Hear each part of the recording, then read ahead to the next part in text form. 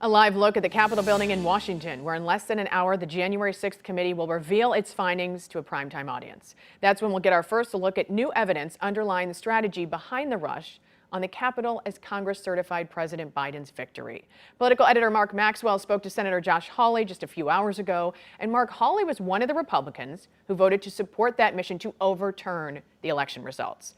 So is he viewing that moment in history any differently now?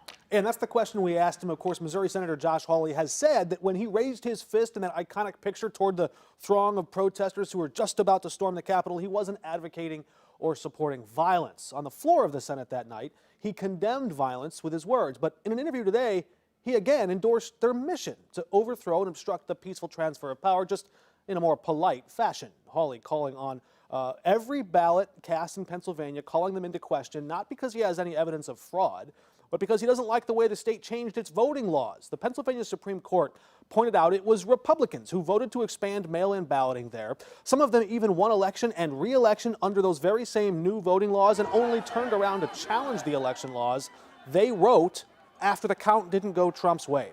That court opinion said, quote, courts should not decide elections when the will of the voters is clear. So I asked Hawley, is the will of the voters in 2020 clear to you? He dodged that question, instead blaming the courts, not the Republicans who wrote that election law, into question. If you want to get people upset about the voting rules and questioning election integrity, that's the way to do it. It's to change the rules by fiat during an election. They were wrong to do that. I agree with Justice Thomas, who thinks that the U.S. Supreme Court should have reviewed this for a possible violation of the U.S. Constitution. I think he was right about that, and I stand by my objection.